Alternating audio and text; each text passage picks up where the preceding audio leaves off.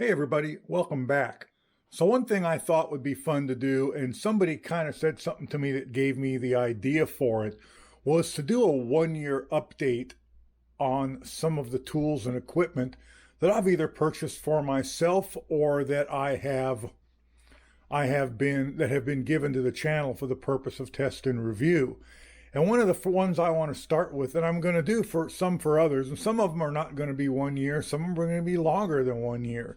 And one of the things I want to do an update video on, because people have told me, oh, it won't last, it's a piece of junk, it'll die on you after 2-3 months of regular use. And that is the Vevor MIG 130A.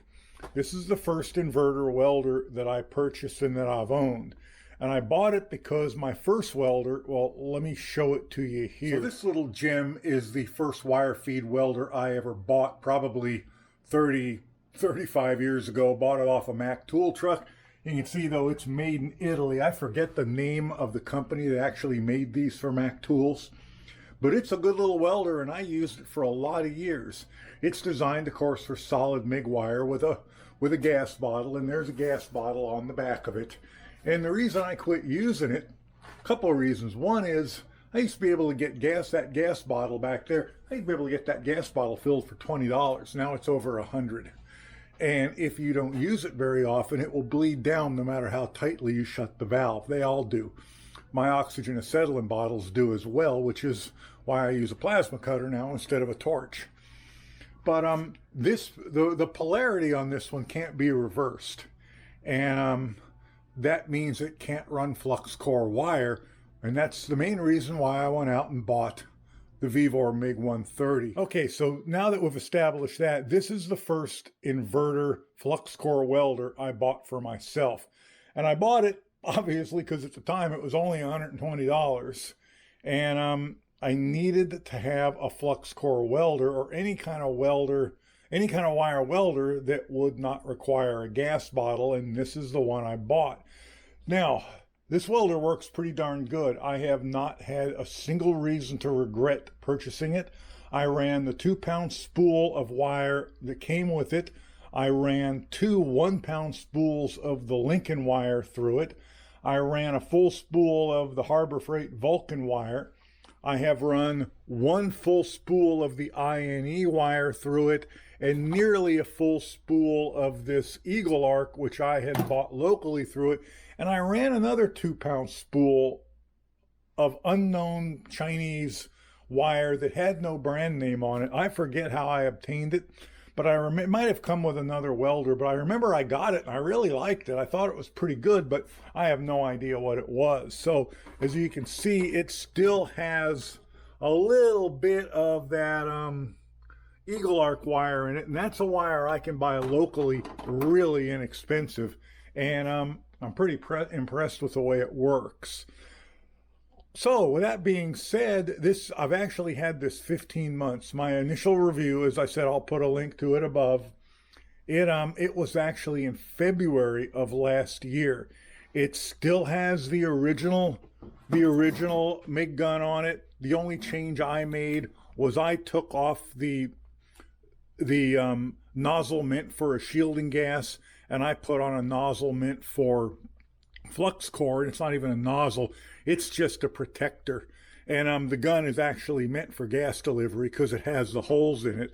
But obviously I have never used it for gas.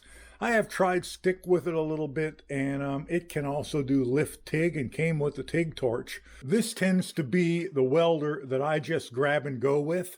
If I've got to weld any place except inside my little garage workshop here, if I've got to go out and weld something, whether it's out in the back or whether it's at somebody else's house, this tends to be the welder I grab. And that's because not only does it weld pretty good, and I'm pretty happy with the results I get from it, but also it runs really good on 110 volts. It also works good on a heavy-duty extension cord.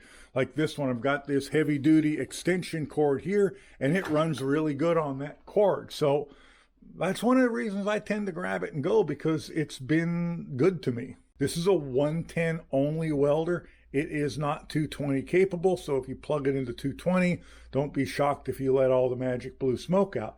With that being said, let's run a quick bead with it, and let's see if it's still working good. It's been a few weeks since I've used it. Okay, machine is set at 90 amps. We are grounded. Let's run a little bit of a bead here.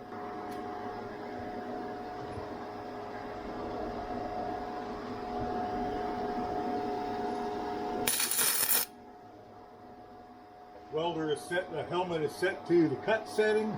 I always try and remember to set that back to weld, and I always forget. Try that again. Here we go.